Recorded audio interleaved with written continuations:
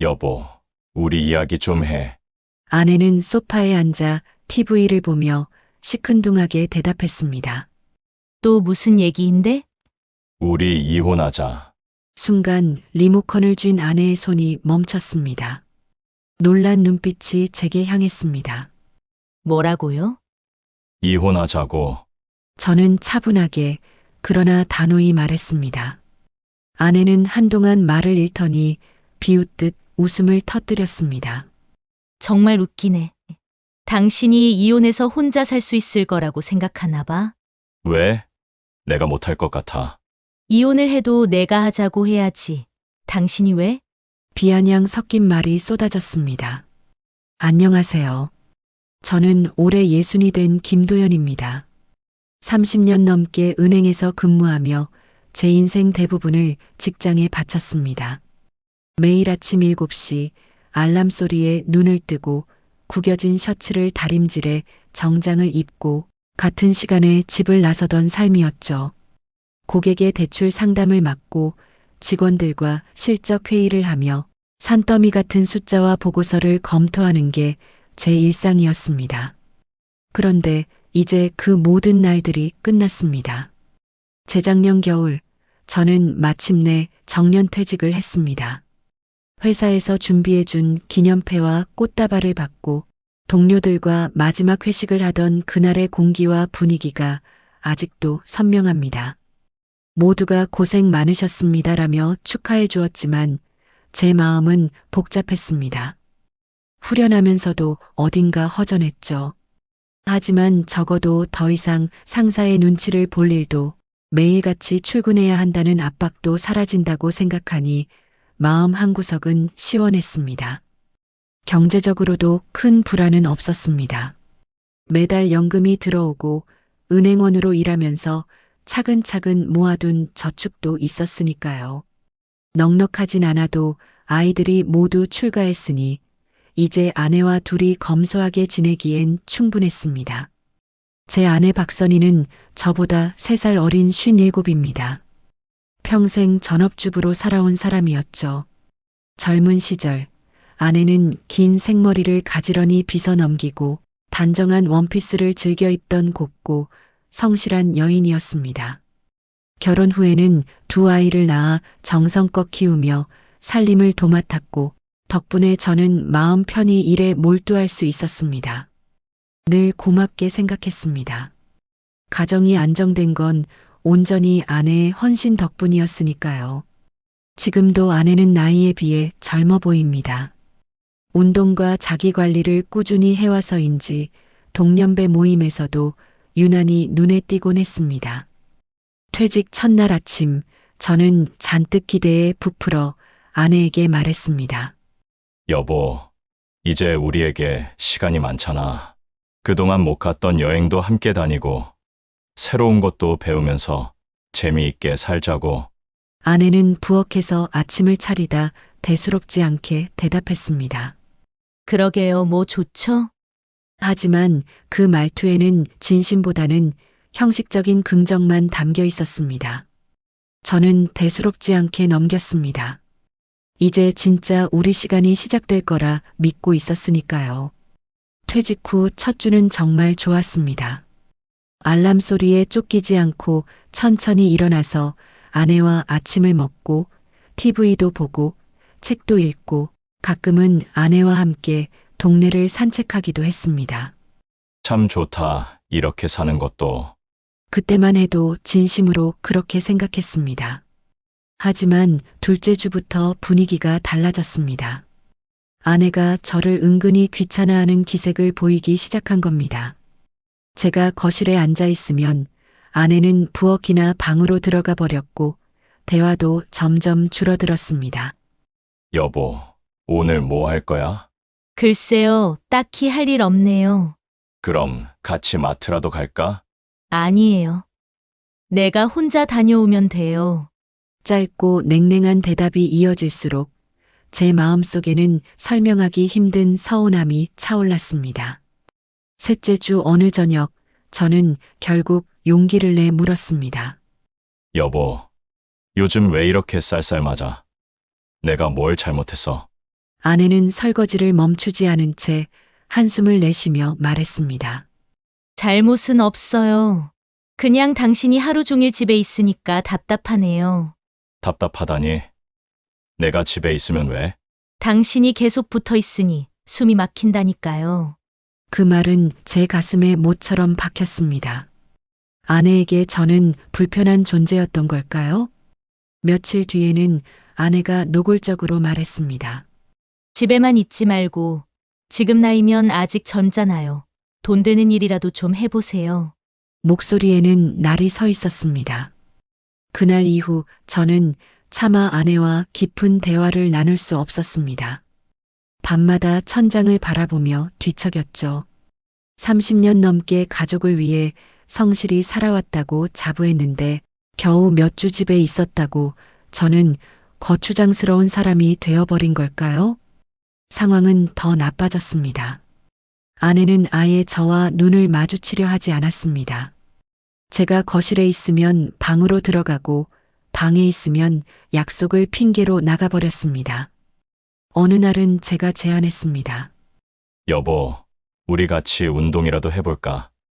헬스장 다니면 건강에도 좋을 텐데. 나는 이미 내 운동 루틴이 있어요. 괜히 나한테 맞추려 하지 말고 당신이나 하세요. 말을 끝낸 아내는 곧장 방문을 닫아버렸습니다.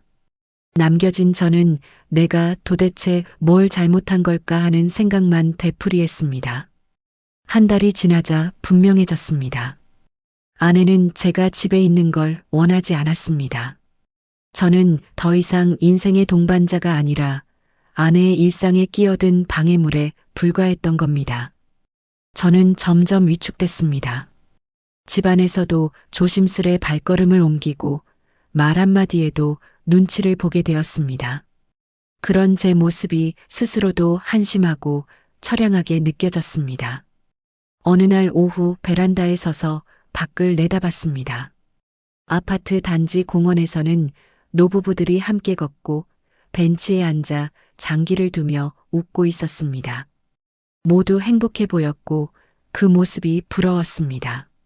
저분들도 다 은퇴했을 텐데 어떻게 저렇게 활기차게 사실까? 저도 저렇게 살고 싶었습니다. 누군가와 나누는 따뜻한 대화, 함께 웃는 평범한 순간을 꿈꿨습니다. 하지만 문을 열고 집 안으로 들어서면 기다리고 있는 건 아내의 차가운 시선과 얼어붙은 침묵뿐이었습니다. 하루하루가 그렇게 흘러갔습니다. 저는 혼란스러웠습니다. 퇴직 후의 삶이 이렇게 공허하고 쓸쓸할 줄 몰랐습니다. 새로운 시작일 줄 알았는데 제 기대와 희망은 조금씩 무너져 내리고 있었습니다. 그리고 그 무너짐의 끝에는 제가 감히 예상하지 못했던 더 큰 시련이 기다리고 있었습니다. 퇴직한 지 2달이 지나자 저는 집에 있는 시간이 점점 괴로워졌습니다. 아내 눈치를 보며 하루하루를 보내는 것이 숨막히게 느껴졌습니다. 어느 날 아침 마음을 굳게 먹고 아내에게 다가갔습니다. 아내는 거실에 요가 매트를 펼쳐놓고 있었습니다. 늘 하던 루틴이었죠. 아침마다 1시간씩 요가를 하는 게 아내의 일상이었습니다. 여보, 제가 조심스럽게 말을 걸자 아내는 매트를 정리하던 손을 멈추고 제 얼굴을 보았습니다. 이미 표정에 귀찮음이 묻어 있었습니다. 왜요? 잠깐 이야기 좀 할까? 무슨 이야기요? 목소리가 차갑게 흘러나왔지만 저는 준비해둔 말을 꺼냈습니다. 이대로는 못 지내겠어. 당신 불만을 솔직히 말해봐. 아내의 얼굴이 단단히 굳었습니다. 저는 멈추지 않고 말을 이어갔습니다. 그동안 열심히 일하고 이제야 좀 쉴 수 있게 됐는데. 그런데 왜 그렇게 쌀쌀맞게 구는 거야? 아내는 깊은 한숨을 내쉬었습니다. 당신 진짜 모르겠어요? 뭘 모른다는 거야? 당신이 하루 종일 집에 있으니 새끼니 다 챙겨야 하고 내가 어딜 가든 따라붙으려 하고 부부라고 해서 하루 종일 붙어 있어야 하는 건 아니잖아. 각자의 삶이 있어야지. 아내의 목소리가 점점 날카로워졌습니다. 그리고 당신 연금이나 퇴직금이 얼마나 된다고 무조건 쉴 생각만 해요? 아직 예순도 안 됐잖아요. 지금이 한창이에요. 그 말은 제 가슴에 비수처럼 꽂혔습니다. 순간 말문이 막혔습니다. 아내는 퇴직 후 그저 빈둥대는 저를 한심하게 여기는 듯 했습니다. 그럼 당신은 내가 나가서 일했으면 좋겠다는 거지. 뭐 꼭 풀타임 아니어도 돼요. 소일거리라도 하면서 밖에 나가면 당신도 덜 지루할 거고 우리 살림에도 보탬이 되잖아요. 아내는 다시 요가 매트를 펼치며 대화를 끝냈다는 듯 시선을 돌렸습니다. 저는 무력하게 그 자리에 서 있었습니다. 마음 한구석이 무너져 내리는 것 같았습니다. 너무 불공평하다고 느꼈습니다. 아내는 저보다 한창 젊은 나이에 제가 벌어온 돈으로 마음껏 여가 생활을 즐기며 친구들과 모임을 다니는데 제가 그녀의 일상에 끼어드는 순간 귀찮아한다는 사실이 억울했습니다. 아내의 생활은 늘 활기로 가득했습니다.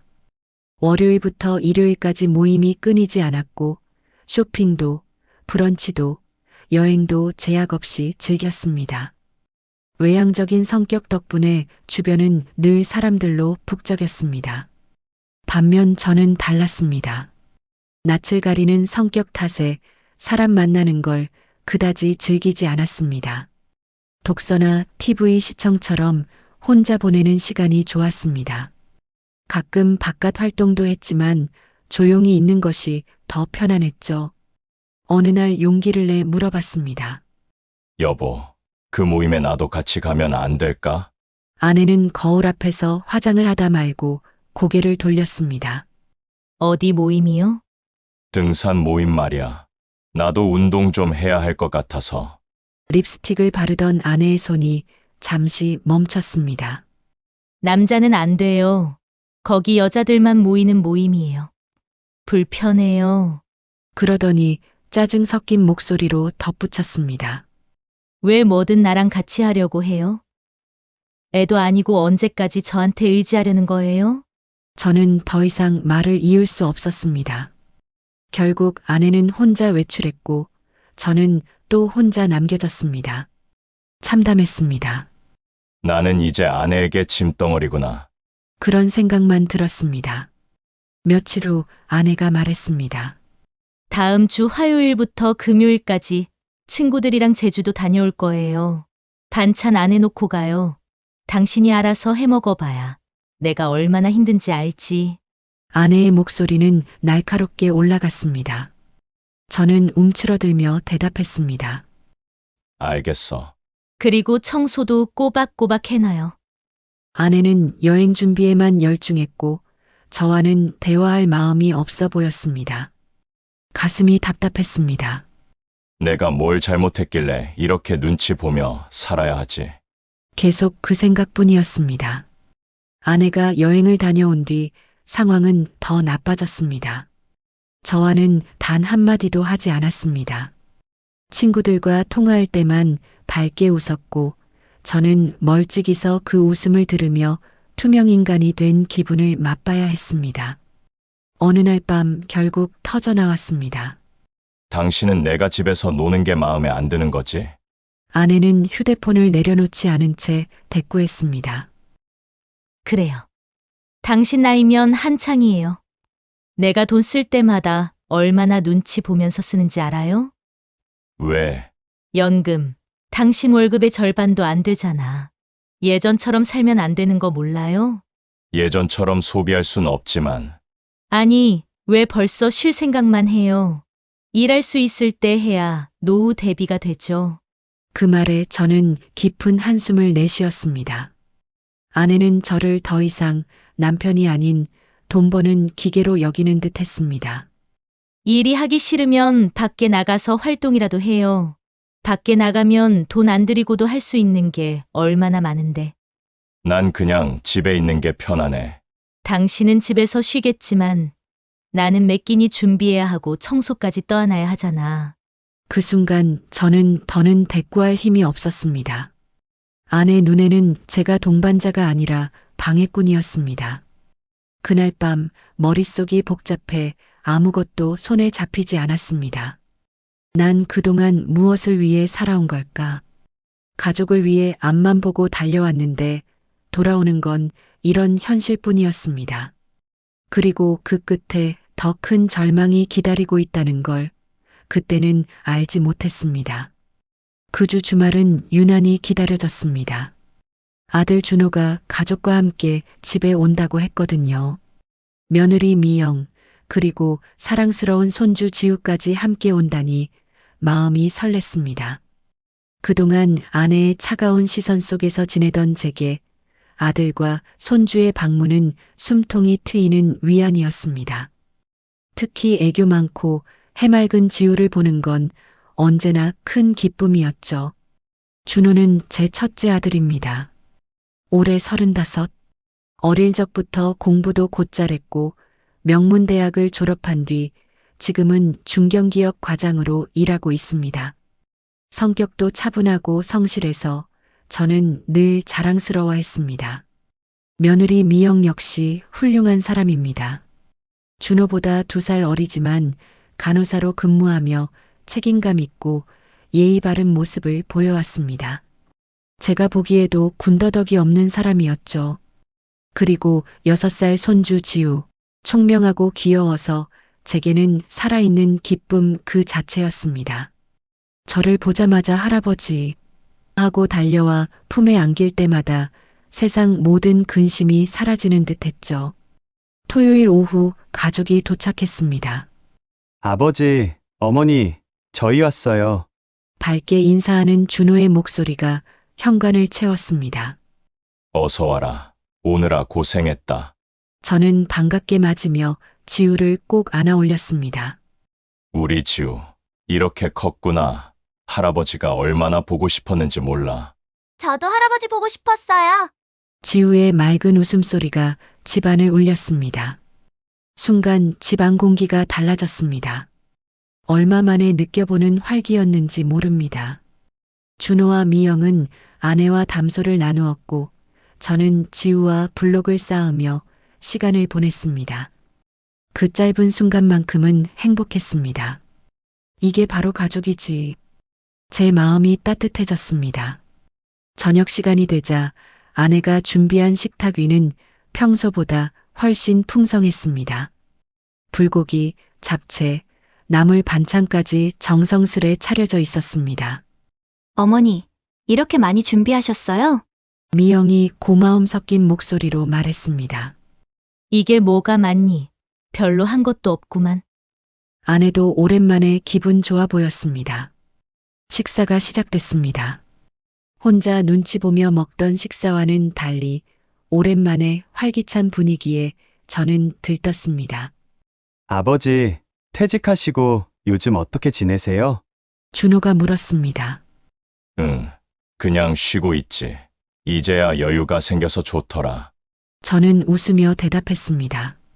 아버님, 고생 많이 하셨잖아요. 이제 좀 편히 쉬셔야죠. 며느리 미영의 따뜻한 말에 마음이 놓이려는 찰나 아내가 젓가락을 탁 놓으며 말을 끊었습니다. 쉬긴 뭘 쉬어. 순간 공기가 얼어붙었습니다. 너희 아버지는 남자가 야망이 없어. 아내의 시선이 준호에게 향했습니다. 저는 그대로 굳어버렸습니다. 요즘 예순이면 한창이지. 이렇게 멀쩡한데 집에서 축 늘어져선 쉴 생각만 한다니까. 목소리가 점점 날카로워졌습니다. 어머니, 준호가 말리려 했지만 아내는 멈추지 않았습니다. 내가 내 아버지 삼시세끼 챙기느라 진이 다 빠진다. 얼굴이 화끈거렸습니다. 며느리 앞에서까지 저를 무시하는 듯한 말이 너무나 모욕적이었습니다. 에이, 그래도 아버님 평생 고생하셨으니 조금 쉬셔도 되죠? 미영이 조심스레 거들었지만 아내는 단호했습니다. 고생은 누구나 하는 거야. 다른 집 남자들은 뭔가라도 하더라. 나는 요즘 아주 내 아버지 때문에 숨이 막혀 죽겠다. 그때 손주 지우가 순진하게 물었습니다. 할아버지, 일도 안 가고 학교도 안 다녀? 그 순간 제 웃음은 얼어붙었습니다. 6살 손주의 입에서 나온 말 한마디가 제 자존심을 산산조각 냈습니다. 지우야, 할아버지는 말을 잇고 싶었지만 목소리가 나오지 않았습니다. 할아버지는 이제 일 안 하셔도 돼. 준호가 얼른 끼어들었습니다. 왜요? 나이가 많으시니까. 그럼 뭐 해요? 순수한 질문이 이어졌지만 저는 대답할 수 없었습니다. 할아버지는 이제 충분히 일하셨어. 그래서 쉬시는 거야. 미영이 애써 분위기를 달랬습니다. 그러나 아내는 멈추지 않았습니다. 쉬는 것도 좋은데 너무 가만히 있으면 늙는다니까. 어머니, 지우도 있는데 이제 그만 말씀하세요. 준호가 난처해했지만 아내는 들어야 정신 차리지라며 말을 이어갔습니다. 그 말은 제 가슴에 또 한 번 비수처럼 꽂혔습니다. 저는 결국 자리에서 일어났습니다. 미안하다. 화장실 좀. 거울 속에 비친 제 얼굴은 초라하고 초췌했습니다. 나는 도대체 뭐란 말인가? 평생을 바쳐 일했는데 이렇게 무시당해야 하나? 다시 자리에 앉았지만 음식은 목으로 넘어가지 않았습니다. 아버지, 괜찮으세요? 준호가 걱정스레 물었습니다. 응, 괜찮아. 억지 웃음을 지었지만 마음속은 산산조각이 나 있었습니다. 아내는 그 뒤로도 불만을 멈추지 않았습니다. 다른 집 남자들은 집안일도 도와주고 취미 생활이라도 한다는데 너희 아버지는 늘 집. 어머님, 아버님도 도와주시잖아요. 미영이 저를 감싸주려 했습니다. 도와준다니 오히려 손만 더 가는구만. 차라리 안 하는 게 낫지.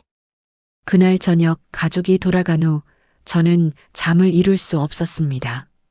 베란다에 나와 밤하늘을 올려다보며 처음으로 진지하게 생각했습니다. 이제는 이혼을 고민해야 하는 걸까? 아내의 말이 전혀 틀린 건 아니었습니다. 저는 실제로 아무 일도 하지 않고 있었습니다. 하지만 수십 년 동안 앞만 보고 달려온 끝에 잠시 쉬는 것뿐이었는데 그것조차 아내에게는 용납되지 않았습니다. 그날 밤은 유독 길고 어두웠습니다. 제 자존심과 자아가 완전히 무너져 내린 밤. 그리고 저는 결심했습니다. 더 이상 이렇게 살 수는 없다. 그날 밤은 제 인생의 분기점이었습니다. 침대에 누워 천장을 바라보았지만 눈은 감기지 않았습니다. 옆자리의 아내는 이미 곤히 잠들어 고른 숨소리를 내고 있었죠. 평온해 보이는 그 모습이 오히려 제 마음을 더 뒤흔들었습니다. 저는 뒤척이며 오늘 있었던 일을 곱씹었습니다. 아내의 날카로운 말, 며느리와 손주 앞에서 당한 모욕이 계속 떠올라 가슴을 짓눌렀습니다. 새벽 2시를 넘어서야 비로소 마음속에서 단단한 결심이 싹 텄습니다. 이렇게 살 바엔 아내와 따로 살아야겠다. 그 생각이 자리 잡는 순간 이상하게도 마음이 조금 편안해졌습니다. 더는 구박과 눈치를 견디며 살 수 없다는 사실이 분명해졌으니까요. 다음 날 아침 저는 이른 시간에 일어나 인터넷을 뒤적였습니다. 이혼 절차에 대해 알아보고 싶었습니다. 솔직히 막막했습니다. 30년 넘게 한 집에서 살아온 배우자와 헤어진다는 것이 과연 현실적으로 가능한 일일까 의문이 들었죠. 하지만 검색을 이어가자 차츰 답이 보였습니다. 재산 분할, 위자료, 절차, 모든 것이 법으로 정해져 있었고 생각보다 간단한 과정이었습니다. 저는 손에 펜을 들고 계산기를 두드리며 가늠해 보았습니다. 집값 절반, 예금 절반. 그 정도만 나눠도 작은 아파트 전세는 충분히 가능했습니다. 저처럼 바깥 활동이 많지 않은 사람에게는 검소하게 사는 게 크게 문제되지 않았습니다. 할 수 있겠다. 어둡기만 하던 마음에 작은 희망이 스며들었습니다. 그날 오후 저는 결국 변호사 사무실을 찾았습니다. 책상 건너편에는 중년의 여성 변호사가 앉아 있었습니다. 침착하고 전문적인 기운이 느껴졌습니다. 이혼을 고려 중이시군요. 네, 더 이상은 함께 살 수가 없어서요. 제 목소리는 떨렸지만 진심이 담겨 있었습니다. 혹시 폭력이나 외도 같은 사유가 있으신가요? 아니요. 그런 건 없어요. 그냥 성격 차이, 가치관 차이라고 해야 할까요? 변호사는 고개를 끄덕이며 메모를 했습니다. 요즘 황혼 이혼이 늘고 있어요. 충분히 이해합니다. 절차 자체는 복잡하지 않아요. 협의 이혼이면 더 간단하죠. 부인께서 동의만 하시면 됩니다. 재산 분할은요? 원칙은 반반입니다. 특별한 사정이 없는 한 그렇습니다. 저는 그녀의 설명을 빠짐없이 받아 적었습니다. 사무실을 나서는 길, 차가운 바람이 불어왔지만 마음은 오히려 가벼웠습니다. 오랜만에 인생이 확실한 궤도를 잡은 듯한 기분이었습니다. 그날 저녁, 드디어 아내에게 말을 꺼냈습니다. 여보, 우리 이야기 좀 해. 아내는 소파에 앉아 TV를 보며 시큰둥하게 대답했습니다. 또 무슨 얘기인데? 우리 이혼하자. 순간 리모컨을 쥔 아내의 손이 멈췄습니다. 놀란 눈빛이 제게 향했습니다. 뭐라고요? 이혼하자고. 저는 차분하게 그러나 단호히 말했습니다. 아내는 한동안 말을 잃더니 비웃듯 웃음을 터뜨렸습니다. 정말 웃기네. 당신이 이혼해서 혼자 살 수 있을 거라고 생각하나 봐. 왜? 내가 못할 것 같아? 이혼을 해도 내가 하자고 해야지. 당신이 왜? 비아냥 섞인 말이 쏟아졌습니다. 하지만 저는 흔들리지 않았습니다. 할 거야. 더 이상 이렇게는 못 살아. 나한테 특별한 결격 사유 없으면 다 반반해야 하는 건 알지? 재산반 나누면 전세 아파트 하나쯤은 충분해. 난 검소하게 살아도 돼. 이미 다 계산해둔 계획이 있었습니다. 아내의 표정이 서서히 굳어갔습니다. 처음에는 우습게 여기던 눈빛이 점점 진지하게 변했습니다. 당신 진심이에요? 그래. 변호사도 만나봤어. 변호사까지? 아내는 크게 당황한 듯 보였습니다. 협의 이혼이면 간단해. 당신 동의만 있으면 돼. 저는 담담히 사실을 전했습니다. 잠시 침묵이 흐른 뒤 아내는 긴 한숨을 내쉬었습니다. 당신 뜻은 확고한 거지? 그래. 생각 좀 해볼게요. 그 대답은 의외로 간단했습니다. 저를 붙잡지도 울지도 않았습니다. 역시 나를 원하지 않았던 거구나. 씁쓸했지만 동시에 안도감도 들었습니다. 재산 분할은요? 법대로. 반반으로. 좋아요. 원한다면 그렇게 해요. 그렇게 우리의 30년 결혼 생활은 마침표를 찍게 되었습니다. 이혼을 결심한 뒤로 저는 바쁘게 움직였습니다. 살 집을 구해야 했으니까요. 부동산을 찾아다니며 혼자 살기에 적당한 투룸 아파트를 알아봤습니다. 새 집은 크지 않았지만 제게는 충분했습니다. 가구는 최소한만 들였습니다. 침대, 옷장, 작은 식탁, 냉장고, 세탁기. 그게 전부였습니다. 짐을 싸는 제 모습을 아내는 무표정하게 바라봤습니다. 도와주지도 붙잡지도 않았습니다. 어쩌다 마주치면 없는 사람처럼 지나치기만 했습니다. 정말 나에게 아무 관심도 없구나. 마음 한켠이 시렸지만 이미 감정은 다 타버린 뒤였습니다. 이혼 서류 작성은 생각보다 순조로웠습니다. 재산 분할도 약속대로 반반. 별다른 충돌은 없었습니다. 아이들에게는 이혼 전날 전화를 걸었습니다. 준호야. 네. 아버지, 내 엄마랑 이혼하기로 했어. 잠시 침묵이 흘렀습니다. 아버지 갑자기 무슨 말씀이세요? 갑자기가 아니야. 오래 생각한 거야. 왜요? 무슨 일이 있으셨어요? 그냥 더는 함께 지낼 수가 없어서. 준호의 목소리에는 놀람과 혼란이 묻어났습니다. 아버지, 너무 성급한 결정 아니세요? 아니야. 이게 서로에게 좋을 것 같아. 알겠습니다. 두 분이 충분히 이야기 끝에 내리신 결정이라면 존중하겠습니다. 전화를 끊고 나니 오히려 홀가분했습니다. 마침내 짐을 내려놓은 듯한 기분이었습니다. 이삿날 아침 박스 몇 개와 가방 2개뿐인 제 짐을 트럭에 실었습니다. 30년 넘게 산 집이었는데도 가져갈 건 별로 없었습니다. 현관에서 아내가 조용히 말했습니다. 그럼 잘 살아요. 당신도 저는 짧게 답하고 고개를 끄덕였습니다. 마지막 인사였습니다.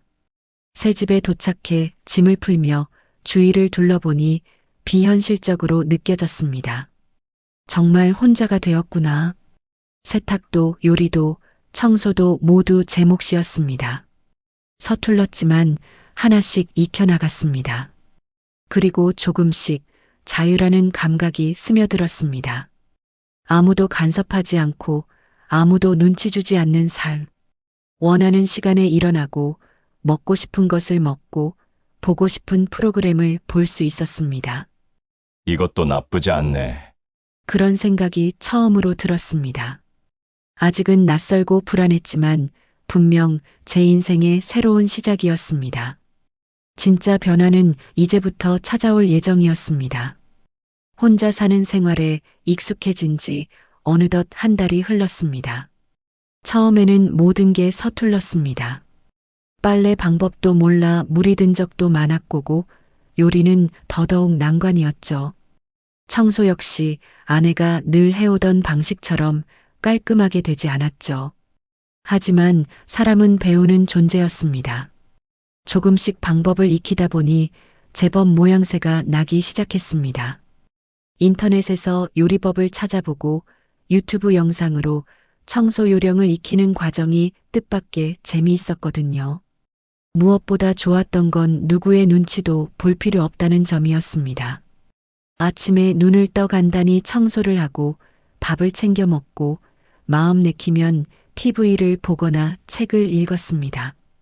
단조롭지만 평화로운 하루였습니다. 다만 오후가 되면 할 일이 없어 허전하고 공허하다는 기분이 몰려오기도 했습니다. 그때마다 뭔가 해야겠다는 마음이 슬며시 고개를 들었습니다. 그러던 어느 날 아침 신문에서 제 시선을 사로잡는 기사를 발견했습니다. 시니어 일자리 바리스타 교육 무료 실시. 저는 곧장 기사를 정독했습니다.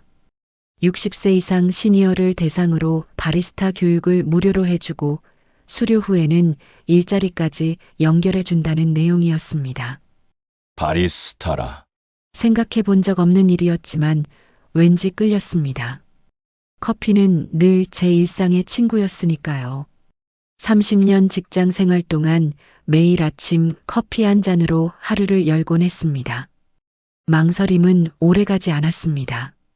곧바로 전화를 걸어 문의했습니다. 안녕하세요. 바리스타 교육에 대해 문의드리려고요. 교육 기간은 한 달이고 주 3회 참여하시면 됩니다. 상담원의 목소리는 친절했습니다. 어렵지는 않을까요? 걱정하지 마세요. 기초부터 차근차근 가르쳐 드려요. 많은 어르신들이 수료하셨습니다. 그럼 신청하겠습니다.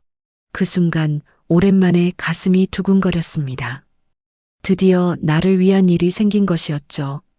일주일 후 교육이 시작됐습니다. 교육장에는 저와 비슷한 또래의 사람들이 10명쯤 모여 있었습니다. 안녕하세요. 저는 강사 이민지입니다. 밝은 미소를 가진 젊은 강사가 활기차게 인사했습니다. 한 달 동안 커피의 세계를 함께 배워봅시다. 어렵지 않으니 걱정 마세요. 첫 시간에는 커피의 기초를 배웠습니다. 원두의 종류, 로스팅 방식, 물의 온도와 추출 시간에 따른 맛의 차이. 단순히 마시는 음료인 줄만 알았던 커피가 알고 보니 정교한 과학이자 예술이었습니다. 직접 머신을 다뤄보니 쉽지 않았습니다. 아, 또 실패했네. 속으로 중얼거릴 때 민지 강사가 다가와 미소 지으며 말했습니다. 괜찮아요. 처음에는 다 그래요. 연습하면 금방 늘어요.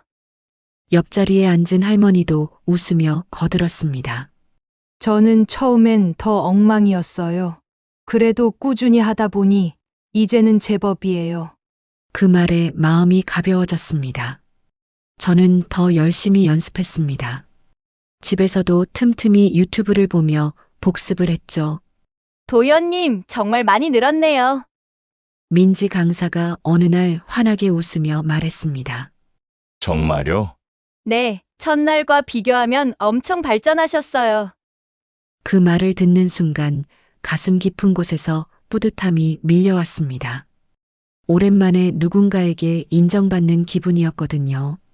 한 달이 끝나고 수료증을 받는 날 손에 쥔 종이가 그렇게 값질 수가 없었습니다. 여러분 모두 수고 많으셨습니다. 이제 멋진 바리스타가 되셨네요. 민지 강사의 축하에 가슴이 벅차올랐습니다. 나이가 들어도 배움과 성장은 여전히 기쁨이라는 걸 새삼 깨달았습니다. 교육을 마치고 일주일 뒤 연락이 왔습니다. 작은 카페에서 파트타임 바리스타를 구한다는 제안이었죠. 하루 3시간씩 주 5일 근무입니다. 카페 사장님의 설명이 이어졌습니다. 제가 할 수 있을까요? 물론이죠. 교육까지 받으셨다니 충분합니다. 처음엔 제가 옆에서 도와드릴게요. 저는 바로 수락했습니다. 두 번째 인생, 새로운 직업의 시작이었습니다. 첫 출근 날 가슴이 두근거렸습니다. 안녕하세요. 오늘부터 함께 일하게 된 김도연입니다. 어서 오세요. 저는 이 카페 주인 박지은입니다. 30살쯤 돼 보이는 젊은 사장이 환하게 웃으며 반겨주었습니다. 작지만 아늑한 카페는 따뜻한 조명에 은은한 음악이 흐르고 있었습니다. 첫 손님이 들어서자 떨리는 손으로 에스프레소를 추출했습니다. 교육받은 대로 천천히 조심스레. 좋아요. 아주 잘하시네요. 그녀는 자주 격려의 말을 건넸습니다. 감사합니다. 그날 이후 저는 날마다 활력을 느꼈습니다. 시간이 지나자 단골 손님들도 생겼습니다. 어르신이 내려주신 커피 정말 맛있어요. 고맙습니다. 짧은 대화가 제 하루를 환하게 밝혔습니다. 퇴근길 발걸음은 늘 가벼웠습니다. 오늘도 보람찬 하루였다. 그런 생각이 절로 들었습니다. 월급은 크지 않았지만 상관없었습니다. 제가 얻은 건 돈 이상의 것이었으니까요. 자유와 존중, 그리고 다시 살아있다는 실감. 이제 제 삶의 주인은 저였습니다. 커피향 가득한 작은 매장에서 저는 늦게 시작된 두 번째 인생을 힘차게 걸어가고 있었습니다. 긴 이야기 들어주셔서 감사합니다. 퇴직 후 저는 자신감 없이 움츠러든 나날을 보냈습니다. 하지만 결국 제가 내린 이혼이라는 선택은 절망이 아니라 새로운 시작을 향한 발걸음이었습니다. 제가 잘한 거겠죠? 30년 넘게 이어온 결혼 생활도 존중과 배려가 없다면 꼭 붙들고 있어야 할 이유가 없다는 걸 이제야 깨달았습니다. 여러분은 제 선택 어떻게 보시나요? 저에게 따뜻한 응원의 메시지를 댓글로 남겨주시면 큰 힘이 될 것 같습니다. 삶의 한 페이지에 새겨진 이야기, 우리들의 이야기방에서 오늘도 진심을 전했습니다.